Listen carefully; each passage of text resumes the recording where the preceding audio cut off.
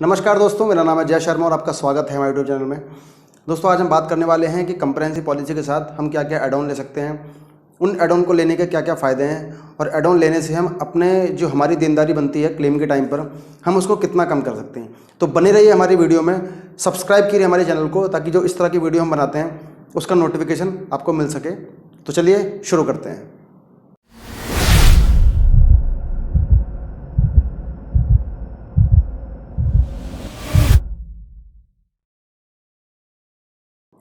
दोस्तों, जब भी आप कंप्रेहेंसिव पॉलिसी लेते हैं तो उस पॉलिसी में और कोई क्लेम अगर आपका आ जाता है तो लगभग 55 से 65% कंपनी पे करती है और बाकी 35% जो बचा हुआ था वो आपको पे करना पड़ता है। कुछ एड ऑन लेने के बाद आप उस जो 35% है उसको कम कर सकते हैं और पूरा 100% या 95% तक ऐसा कर सकते हैं कि कंपनी को पूरा पे करना पड़ेगा। तो उसके लिए हमें क्या करना पड़ेगा, कुछ एड ऑन हमें ऐड करने पड़ेंगे, जिसमें कि सबसे पहला एड ऑन आएगा जीरो डेप्रिसिएशन का। कंप्रेहेंसिव पॉलिसी के साथ अगर आप जीरो डेप पॉलिसी लेते हैं, जीरो डेप का एड ऑन ऐड करते हैं तो लगभग 85 से 90% तक कंपनी पूरा कवर करती है और लगभग 10% के आसपास आपको पे करना पड़ता है। उसके बाद जो दूसरा एड ऑन आएगा वो आएगा कंज्यूमेबल्स का। अगर ये दो एड ऑन अगर आप लेते हैं, बाकी एड ऑन भी अगर आप नहीं लेंगे तो आप अच्छा खासा कवरेज पूरा कर सकते हैं। 95% तक कंपनी पे करेगी और 5% सालवेज का आपको पे करना है। उसके अलावा 2000 रुपये का फाइल चार्ज, अगर आपकी गाड़ी 1500 सीसी से ऊपर की है, अगर आपकी गाड़ी 1500 सीसी नीचे की गाड़ी है तो फिर उसमें आपको 1000 रुपये पे करना पड़ेगा। तो बेसिकली आप कंप्रेहेंसिव में दो एड ऑन कवर लेते हैं, जीरो डेप और कंज्यूमेबल, तो अपनी गाड़ी में आप 95% तक कवर करते हैं और सालवेज फ्री कराएंगे तो वो 5% पे आपका कवर हो जाएगा। अब बात करते हैं बाकी एड ऑन की।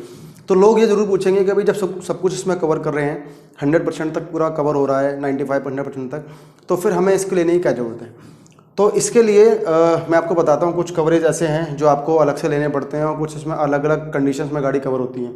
जैसे कि तीसरे नंबर पे आएगा आपका engine and gear box cover. मान लीजिए अगर आपका एक्सीडेंट हुआ है तो गाड़ी का जो इंजन है वो एक्सीडेंट में कवर है, जीरो डेप कंज्यूमेबल में आपको कवर हो जाएगा सब कुछ। लेकिन अगर आपकी गाड़ी मान लीजिए पानी में चली गई, आपकी गाड़ी के इंजन में पानी चला गया और इंजन सीज हो गया, तो उस कंडीशन में आपकी जो कंपनी है वो जीरो डेप कंज्यूमेबल कवर नहीं करेगी, जीरो डेप पॉलिसी में उसको कवर नहीं करेगी और उसके चार्जेस आपको खुद पे करने पड़ेंगे।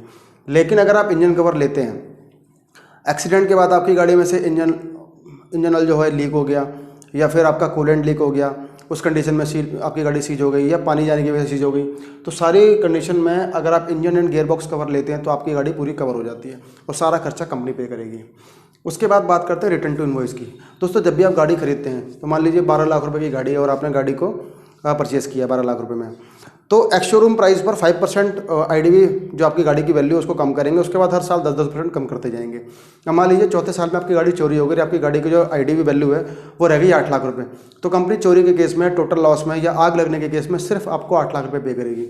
लेकिन अगर रिटर्न टू इनवॉइस आप लेते हैं तो उस कंडीशन में जितने की आपकी इनवॉइस थी, जितने की आपने गाड़ी परचेज़ की थी 3 साल या 4 साल पहले, वो पूरा का पूरा आपको कंपनी पे करेगी, जिसमें कि आपका RTO भी इंक्लूड होगा। कुछ कंपनी आपको सिर्फ एक्स शोरूम प्राइस देंगी, कुछ कंपनी आपको RTO इंक्लूड करके देंगी, सारा जो भी ऑन रोड खर्चा होगा वो सब इंक्लूड करके देंगी। तो जब भी आप रिटर्न टू इनवॉइस लें तो ये जरूर चेक कर लें कि आपका एक्स शोरूम कवर है या इसमें रिटर्न टू इनवॉइस में पूरा का पूरा इसमें विद RTO आपका कवरेज है। उसके बाद आएगा आपका टायर कवर। टायर कवर में क्या होगा, मान लीजिए चलते हुए में आपकी गाड़ी के टायर फट गए या कोई नुकीली चीज़ लगने की वजह से उसमें कट लग गया, तो उस कंडीशन में टायर में आपको जो कंपनी है वो कवर नहीं करती है। अगर आप टायर कवर लेते हैं तो उसको भी आप कवर करा सकते हैं।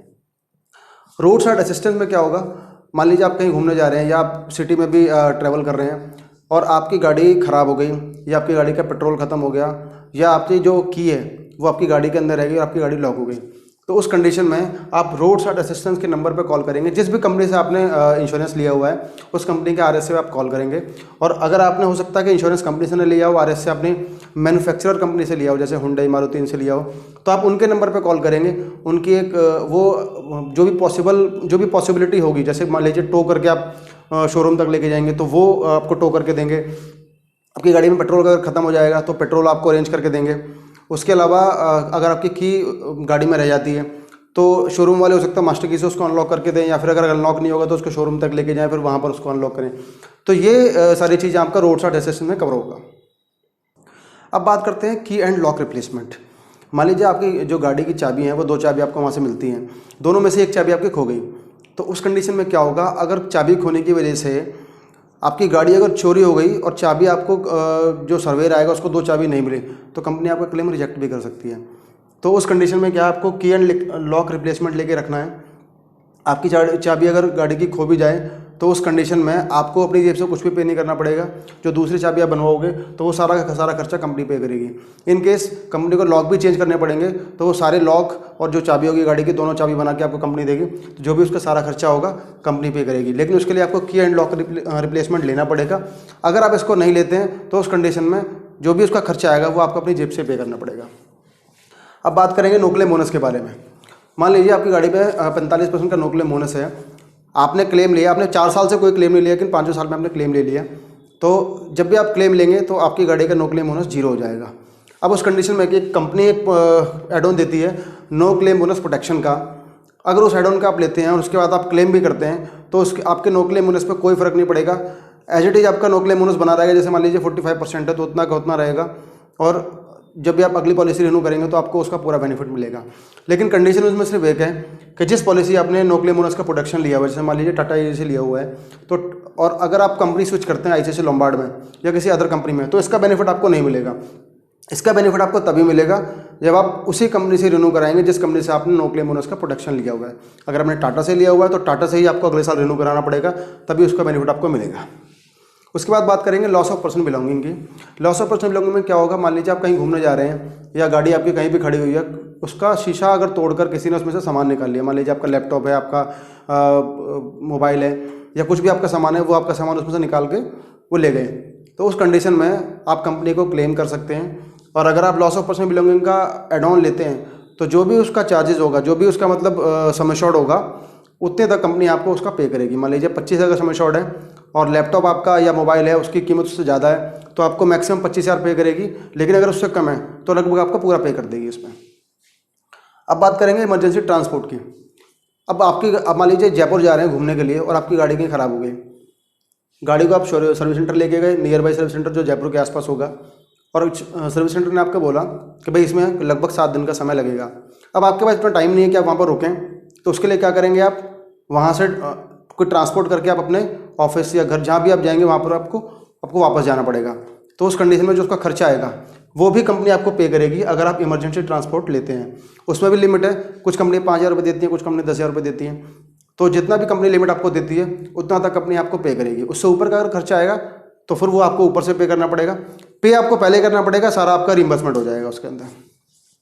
ऐसे ही आपका होटल एक्सपेंसेस, मान लीजिए अगर आप वापस नहीं आना चाहते, आप चाहते हैं भाई ठीक है कंपनी ने बोला 2 दिन में हम गाड़ी ठीक करके दे देंगे, तो आप वहीं आसपास कहीं रुकना चाहते हैं तो आप रुक सकते हैं, उसका आपको बिल लगाना पड़ेगा और उसका पैसा भी आपको वहाँ पर रिइंबर्समेंट हो जाएगा। लेकिन कंडीशन वही है कि मैक्सिमम जो लिमिट होगी वो, अगर 5,000 रुपये तो 5,000 मिलेगा, 10,000 है तो 10,000 मिलेगा। उसमें भी लिमिट होती है कि भाई साल में 1 या 2 बार आप ऐसा कर सकते हैं कि इमरजेंसी ट्रांसपोर्ट या इमरजेंसी एक्सपेंस आप ले सकते हैं।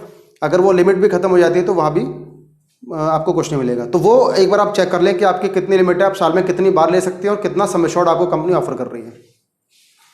उसके बाद आपका आएगा पैसेंजर असिस्ट।